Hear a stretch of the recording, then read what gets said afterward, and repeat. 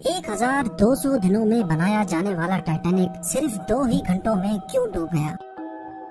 10 अप्रैल 1912 ये वो दिन था जब दुनिया का सबसे बड़ा और महंगा तरीन बहरी जहाज टाइटैनिक अपने पहले सफर के आगाज के लिए बिल्कुल तैयार था। उस दिन अटलांटिक ओशन बेहद पुरसुकून था और समंदरी तूफान आने का दूर दूर तक कोई चांस नहीं था। जहाज में 1500 पैसेंजर सवार भी हो चुके थे और लाखों लोग डॉक पर टाइटैनिक के पहले सफर का आगाज देखने के लिए खड़े थे। ना ही पैसेंजर्स को, ना ही अलविदा करने वाले लाखों लोगों को और ना ही टाइटैनिक के अमले को मालूम था कि जो जहाज कुछ ही देर में रवाना होने वाला है उसको बनाते वक्त 6 ऐसी गलतियां की गई हैं जो इस जहाज को बदतरीन हादसे का शिकार बनाने वाली है। नाज़रीन, आज आप जानेंगे अपने दौर के सबसे महंगे, सबसे लग्जरी और सबसे ताकतवर जहाज टाइटैनिक की 6 ऐसी गलतियां जो अगर ना की जाती तो शायद आज टाइटैनिक क्रैश होने की वजह से नहीं बल्कि अपनी कामयाबी की वजह से दुनिया में फेमस होता। आखिर ऐसी कौन सी 6 गलतियां थी जो 40 साल एक्सपीरियंस रखने वाले टाइटैनिक के कैप्टन एडवर्ड स्मिथ को भी नजर नहीं आई? कैप्टन के 40 साल के एक्सपीरियंस को तो छोड़े, ये गलतियां टाइटैनिक ऑपरेट करने वाली कंपनी दी व्हाइट स्टार लाइन जिसको 107 शिप्स ऑपरेट करने का एक्सपीरियंस था उनको भी नजर नहीं आई। और तो और ये गलतियां टाइटैनिक मैन्युफैक्चर करने वाली कंपनी हार्लैंड एंड वुल्फ को भी नजर नहीं आई जिन्होंने सिर्फ टाइटैनिक से पहले ही 500 से ज्यादा शिप्स मैन्युफैक्चर की थी। टाइटैनिक की कंस्ट्रक्शन 1907 में शुरू हुई थी और तकरीबन 3 साल का वक्त और 2000 वर्कर्स की मेहनत के बाद जहाज को तैयार कर लिया गया। अब जहाज पूरी तरह से तैयार हो चुका था लेकिन इसको टेस्ट करने का फेज अभी बाकी था। टाइटैनिक बनाने वालों का उस पर भरोसा तब मजीद बढ़ गया जब टाइटैनिक ने अपना पहला टेस्ट रन कामयाबी से पार कर लिया था। टेस्ट पास करते ही पूरी दुनिया में मुख्तलिफ अखबारात में इसकी मार्केटिंग की गई जिसकी हेडिंग थी अनसिंकेबल टाइटैनिक, यानी कभी न डूबने वाला जहाज बना लिया गया है। जहाज का पहला सफर इंग्लैंड के शहर साउथहैम्पटन से शुरू होना था जिसका दिन 10 अप्रैल 1912 मुकर्रर किया गया और जिसकी मंजिल अमेरिका का शहर न्यूयॉर्क थी। टाइटैनिक के इकोनॉमी पोर्शन में सफर करने की कीमत $30 जबकि फर्स्ट क्लास में सफर करने की $150 थी जो आज के दौर में 3,40,000 रुपए बनते हैं। इस मार्केटिंग के नतीजे में यकायक सारी टिकट्स बुक कर ली गई और आखिरकार वो दिन आ ही गया जब टाइटैनिक अपने पहले सफर का आगाज करने वाली थी। मिस्टेक नंबर 1, दोपहर को ठीक 12 बजे टाइटैनिक ने अपने पहले सफर का आगाज कर दिया और साथ ही टाइटैनिक की गलतियां सामने आना शुरू हो गयी। कैप्टन स्मिथ को मालिकान की तरफ से डेडलाइन मिल चुकी थी कि किसी भी सूरत में 17 अप्रैल तक यानी सिर्फ 7 ही दिनों में न्यूयॉर्क पहुंचना है। इसी वजह से कैप्टन ने जहाज की रफ्तार शुरू से ही बहुत तेज रखी थी और यही थी टाइटैनिक की सबसे पहली गलती। कैप्टन स्मिथ को मालिकान की दी गई इंस्ट्रक्शंस और प्रेशर की वजह से न्यूयॉर्क जल्द से जल्द पहुंचना था क्योंकि ये टाइटैनिक का पहला सफर था और अगर वो न्यूयॉर्क टाइम से ना पहुंचते तो टाइटैनिक की रेपुटेशन को काफी नुकसान होता। दुनिया की कोई भी गाड़ी हो, मशीन या फिर जहाज, उनके कई ऑपरेटिंग प्रोसीजर्स होते हैं जिनमें स्पीड लिमिट भी इन प्रोसीजर्स का एक पार्ट होता है और वो पार्ट टाइटैनिक के सफर के आगाज में ही वायोलेट किया गया था। थोड़ी ही देर में जहाज साउथहैम्पटन के पोर्ट को इतना पीछे छोड़ गया कि अब दूर दूर तक नीले समंदर के अलावा कुछ नजर नहीं आ रहा था। मिस्टेक नंबर 2, अब टाइटैनिक को चलते हुए 3 दिन गुजर चुके थे। फ्रांस और आयरलैंड में थोड़ी देर के स्टॉप के अलावा टाइटैनिक पिछले 72 घंटों से मुसलसल न्यूयॉर्क की तरफ बढ़ता चला जा रहा था।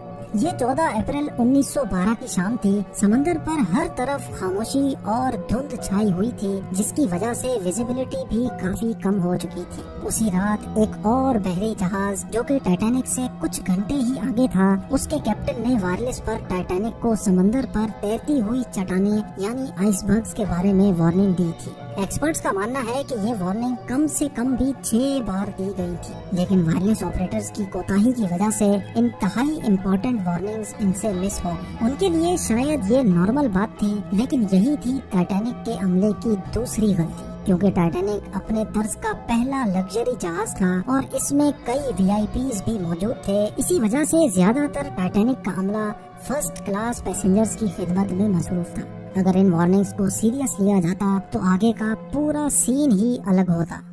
मिस्टेक नंबर 3, जहाज की स्पीड भी ज्यादा थी और उनसे एक बहुत इम्पोर्टेंट वार्निंग भी मिस हो चुकी थी। टाइटैनिक अब तेजी से इंतहाई बेखौफ अंदाज में आइसबर्ग की रेंज में बढ़ता चला जा रहा था, लेकिन अभी भी टाइटैनिक को हादसे से बचाया जा सकता था क्योंकि जहाज के पहरेदार अलर्ट थे, जो किसी भी आइसबर्ग की इत्तला दूर से देखने पर ही कैप्टन को देने के लिए रेडी थे। लेकिन दूर से देखने के लिए इनके पास एक चीज मौजूद ही नहीं थी और वो चीज थी दूरबीन। जी हाँ, पहरेदार अलर्ट तो थे, लेकिन वो आइसबर्ग को दूरबीन ना होने की वजह से दूर से नहीं देख सके और यही थी टाइटैनिक की तीसरी गलती। आइसबर्ग की खबर कैप्टन स्मिथ को उस वक्त हुई जब जहाज के पहरेदारों ने खबर दी कि जहाज के बिल्कुल सामने एक फुटबॉल फील्ड की साइज जितना आइसबर्ग है। लेकिन अब बहुत देर हो चुकी थी क्योंकि आइसबर्ग इंतहाई करीब आ चुका था।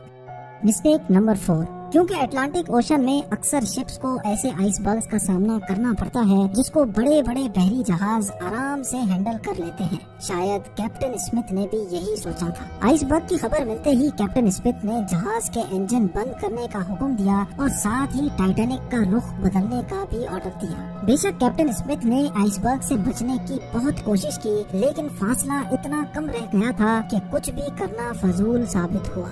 आइसबर्ग अब टाइटैनिक के सेंटर से टकरा चुका था, लेकिन टाइटैनिक के अभी भी बचने की काफी उम्मीद बाकी थी।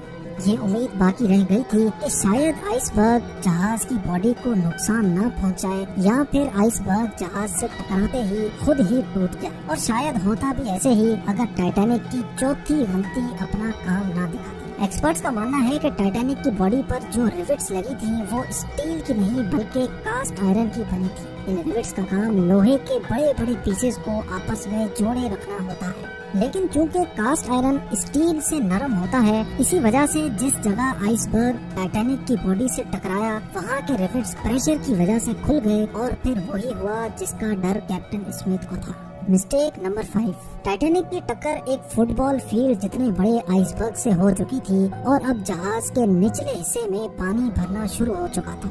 इस खतरनाक तसादुम ने पूरे अमले और पैसेंजर्स को अलर्ट कर दिया था और साथ ही जहाज में मौजूद टाइटैनिक के मालिक जोसेफ ब्रूस को भी। बेशक टाइटैनिक में पानी भरना शुरू हो गया था, लेकिन अभी भी टाइटैनिक के बचने की उम्मीद बाकी थी, क्योंकि टाइटैनिक को ऐसे डिजाइन किया गया था कि अगर इसके 3 फ्लोर्स में पानी भर भी जाए फिर भी ये नहीं डूब सकता।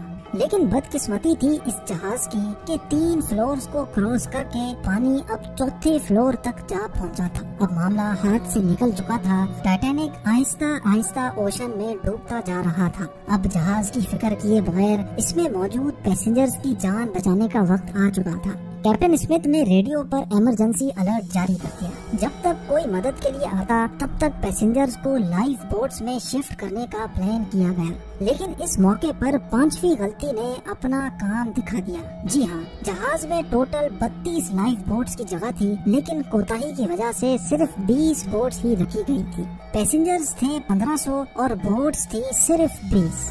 मिस्टेक नंबर 6, हर तरफ अफरा तफरी का आलम था और हर शख्स उन चंद गिनी चुनी कश्तियों में सवार होना चाहता था। 12:45 पर पहली इमरजेंसी कश्ती समुद्र में उतारी गई, लेकिन यहाँ हुई एक और छठी गलती। अफरा तफरी के आलम में कश्तियों को पूरा भरे बगैर ही समंदर में उतार दिया गया, जिसमें ज्यादातर फर्स्ट क्लास पैसेंजर्स को तरजीह दी गई थी। यानी जो लोग ज्यादा अमीर थे उनको पहले बिठाया गया था। कश्तियों में अगर ज्यादा पैसेंजर्स को बिठाया जाता तो इंसानी जानें कम जाया होती। अब जहाज तेजी से समुद्र में डूबता जा रहा था। 2:18 पर शॉर्ट सर्किट की वजह से टाइटैनिक की सारी रोशनियां बुझ गई थी और अगले ही लम्हे जहाज टूटकर 2 हिस्सों में तकसीम हो गया। यूं टाइटैनिक को समंदर के अंदर मुकम्मल तौर पर डूबने के लिए 2 घंटे 40 मिनट लगे और इस तरह 1500 लोग अटलांटिक ओशन के ठंडे पानी में डूबकर मर गए। आपको एक और बात भी बताते चले कि पानी का टेम्परेचर उस वक्त -2 डिग्री सेंटीग्रेड था। मतलब अगर पैसेंजर्स इस ठंडे पानी में छलांग भी लगाते तो बचने का कोई चांस नहीं था, क्योंकि इंसान इतने कम टेम्परेचर में